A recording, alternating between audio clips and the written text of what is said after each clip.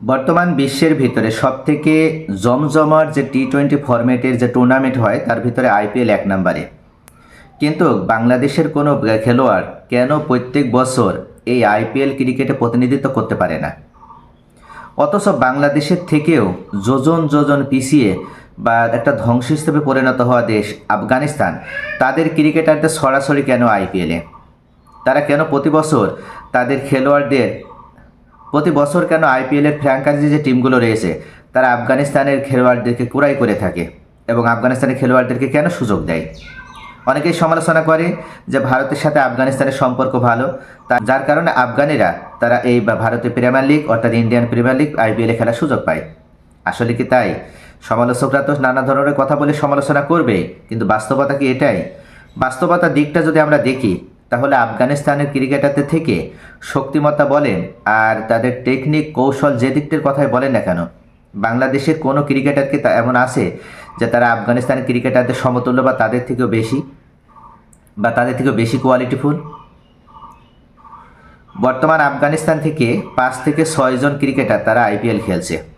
তার ভিতর অন্যতম নূর আহমেদ, রশিদ খান, ফজল হক ফারুকি, রহমানুল্লাহ গুরবাজ, এরা তো সকলেই খেলছে এবং এরা সকলেই ভালো পারফর্ম করে। এরা কি এমনিতেই জাস্ট এদের নামের দিকে তাকিয়ে এদেরকে সুযোগ দেওয়া হয়? কখনো না। এছাড়া মোহাম্মদ নবী রয়েছে, এরা মূলত ভালো পারফর্ম করে বলেই দল এদেরকে কেনে এবং খেলার সুযোগ দেয়। এমনকি এরা একাদশেও খেলে, এদেরকে বেঞ্চে বসিয়ে রাখা হয় না। কিন্তু বাংলাদেশ ক্রিকেটের অন্যতম সেন্সেশনাল যে খেলোয়াড়গুলো আছে তারা কেন সুযোগ পায় না? আসলে বাংলাদেশের সাথে কি ভারতের কোনো শত্রুতা রয়েছে বলে মনে হয়? এখানে শত্রুতা কোনো ফ্যাক্টর না। বাংলাদেশে এমন কোনো কোয়ালিটিফুল কোনো খেলোয়াড় নেই, কোনো ব্যাটসম্যান নেই, কোনো অলরাউন্ডার নেই এবং কোনো বলার নেই। সাকিব আল হাসান, তাকে বিশ্ববিখ্যাত অলরাউন্ডার বলা হলেও তার ভিতরে ধারাবাহিকতা নেই। তাকে মাঝে মাঝে সুযোগ দেওয়া হতো, আইপিএলে খেলার সেদিন সুযোগ পেতো, কিন্তু এরপরও দেখা গিয়েছে যে নিয়মিত একাদশে সুযোগ দেওয়া হয়নি তাকে, কেননা তার ভিতরে সেই দক্ষতা, সেই শক্তিমত্তার দিকটা ছিল না যেটা আফগানিস্তান ক্রিকেটারদের ভিতরে রয়েছে। তারা একটা ধারাবাহিক পারফর্ম করতে পারে এবং তারা একদিন দেখা গেছে যে খরচে বোলিং করলেও পরবর্তী দিন ঠিকই তারা সেটা পুষিয়ে নিতে পারে, কিন্তু বাংলাদেশিদের দ্বারা সেটা সম্ভব হয় না। বাংলাদেশ শুধু মুস্তাফিজুর রহমান খেলেছে এবং মুস্তাফিজুর রহমান ওই একটি সিজনে ভালো খেলেছে, 2021 সিজন। এছাড়া অন্যান্য সিজনগুলো দেখে যদি দেখা হয় তাহলে দেখা যায় যে মুস্তাফিজুর রহমানের বলও ব্যাপক আকারে মাইর খেয়েছে এবং তাকে শেষ পর্যন্ত বেঞ্চে বা ডাগ আউটে বসে থাকতে হয়েছে।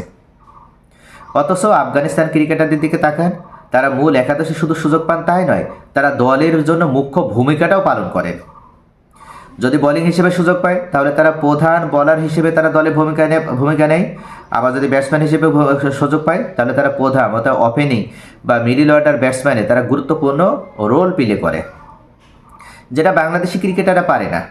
গতকালকের ম্যাচ আমরা যদি দেখি চেন্নাই সুপার কিংস এবং মুম্বাই ইন্ডিয়ান্সের মধ্যকার ম্যাচটি, তাহলে সেখানে চেন্নাই সুপার কিংসের নূর আহমেদ তিনি গতকাল মাত্র 18 রান দিয়ে 4 ওভার বোলিং করে 4টি উইকেট নিয়েছেন এবং তিনি যে 4টি উইকেট নিয়েছেন সেই 4টি উইকেটে মুম্বাই ইন্ডিয়ান্সের মেরুদণ্ড ভেঙে দিয়েছে এবং মুম্বাই ইন্ডিয়ান্সের মেন ব্যাটসম্যান যারা তাদেরকে তিনি আউট করেছে।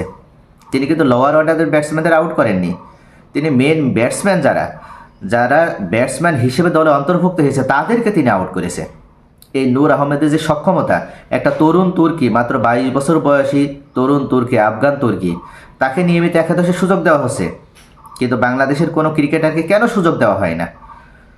মূলত বাংলাদেশিদের ভিতরে এই ধরনের দক্ষতা নেই, এই ধরনের সাহস নেই, এই ধরনের বড় টুর্নামেন্টে প্রতিনিধিত্ব করার মতন তাদের অভিজ্ঞতা নেই, এক্সপিরিয়েন্স নেই।